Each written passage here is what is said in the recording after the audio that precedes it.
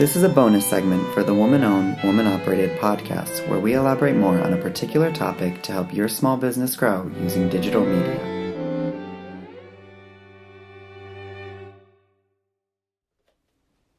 Hello, and welcome to our podcast. Today, Rita and I are going to discuss how small businesses get press coverage. In today's society, getting business coverage is easier than ever because of the emergence of social media. Businesses are able to promote themselves through different platforms instead of using traditional media, like radio, TV, and newspapers.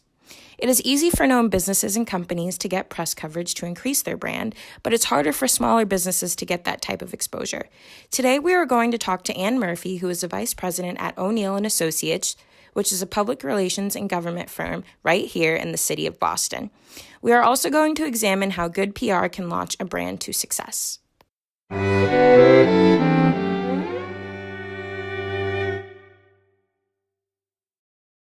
Thanks for that, Courtney.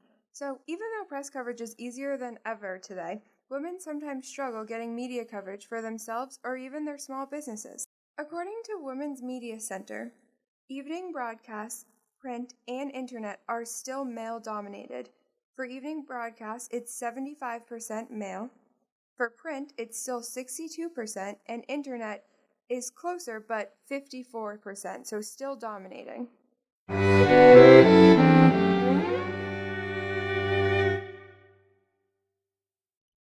Hopefully, after you listen to this podcast, we will have some great takeaways for women in small businesses.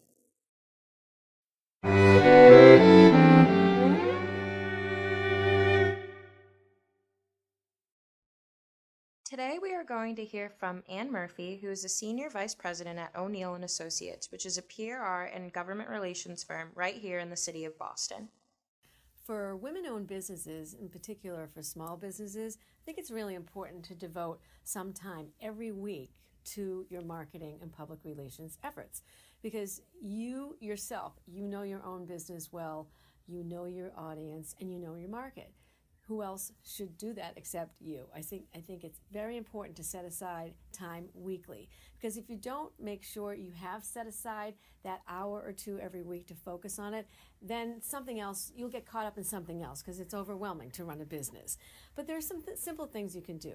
Obviously, before you start out and embarking on a business, you want to have a presence out there. You want to have a presence out there, in particular, an online presence. So you have to devote some time before you ramp up to your website and making sure that that looks the exact way you want it to look and feel before you kind of go out there with any other public relations efforts. So invest time in the website. Then from there, that's your platform. That's your initial platform where people will see your image, what your messages are, how to contact you, what you're selling, if anything, what services you're offering. Making sure that it's a clean look, that you have the correct information there, and it's simple for people to get in touch with you. I also think that there are other ways, of course, to communicate now through other social media platforms.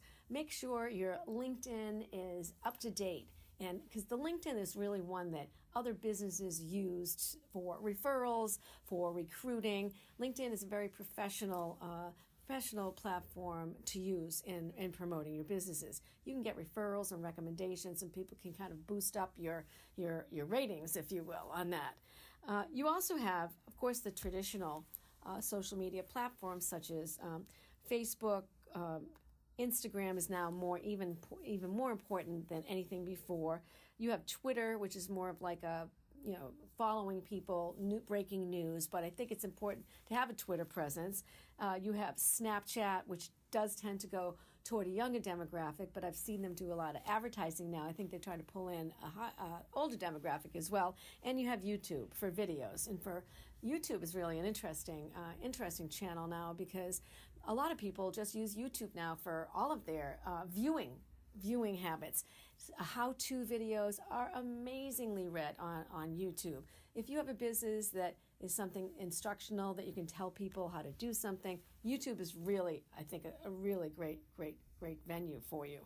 And don't be afraid to try a few things. Reach out to even a couple of reporters in your hometown where you're located. You'd be surprised with just a little bit of effort, a phone call to your local newspaper who'd want to know that you have a woman-owned business in town that wants to talk about what they do and share their knowledge. So I think you have to look at it from the perspective of you build your foundation, you've built your business, you're building your website, you have all the right things going on your social media tools, and then you can try to expand out there to the other types of traditional media to get reporters to notice who you are.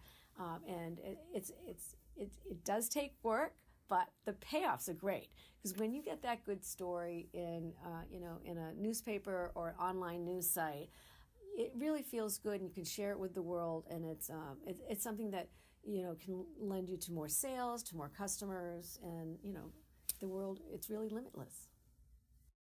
Thank you, Anne. It was awesome to hear from a woman's perspective, especially a woman in the public relations field.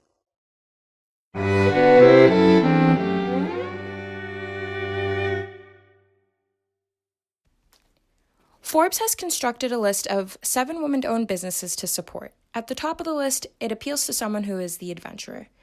Lillian Rafson, the founder and CEO of Pack Up and Go, is a company that plans surprise 3-day trips. She was originally working for an office supply company in New York City when she realized she'd rather be traveling. She quit and headed to Poland, Lithuania, Latvia, and Estonia, where she stumbled upon a surprise travel agency and thought Americans would love the idea. I mean, why not? Everybody loves to travel. Traveling enriches the mind, and it makes people feel good. So she launched her company both to encourage Americans to travel and to support local businesses in each locale. Rafson initially thought that her company would be planning about 50 to 100 trips a year, but she surpassed that milestone because within 6 months, the company had already handled about 250 trips. Nothing says bestie like a gift trip you two can take together. So if you need to get your best friend a present or your significant other a present, you can just pack up and go.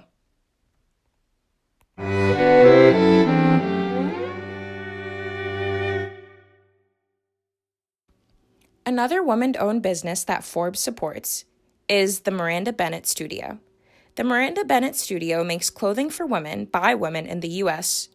Most of her textiles are dyed with natural pigments and processed and shipped from Texas, providing living wages to the refugees in the Austin area. The next step for Miranda Bennett, who is the founder and creative director, is to launch agricultural partnerships with the farmers who grow the plants used in the dyeing process.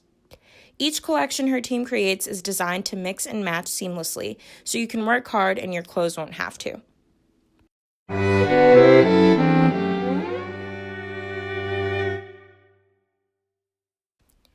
To all my feminists out there, listen to this woman-owned business that Forbes supports. The Outrage founders, Rebecca Correa Funk and Claire Schlemmy, will help your favorite feminist channel her anger and support worthy organizations like Planned Parenthood and the ACLU. 100% of the profits for the rest of 2017, which had already passed, will be directed towards the orgs. Not only will you be a good citizen, but you'll keep your loved ones looking good and speaking out too. And this just shows that businesses can be bigger than themselves. They can promote things that are important to the world. There are so many issues that are going on in the world, and a woman-owned business can bring awareness to that and aid that. So if you want to do something that promotes activism in your business, don't be afraid to be bigger than your business in that sense. So even though 2017 has passed, don't be afraid to support the Outrage founders. I'm sure many of their profits go towards different organizations today in 2018. So go out and support them.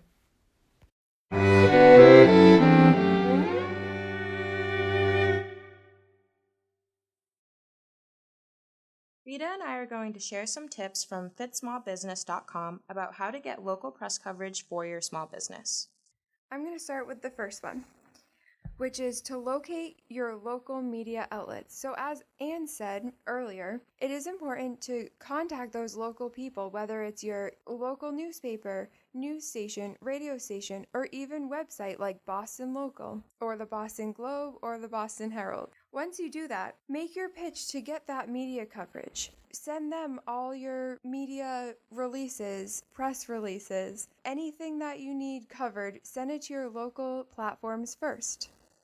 And this transitions well right into tip number 2, target the right people at the right media outlets. One of the best ways to connect with people is LinkedIn. LinkedIn is a great way to connect with a reporter or a journalist, and it's easy to find people by simply searching their full name and where they work.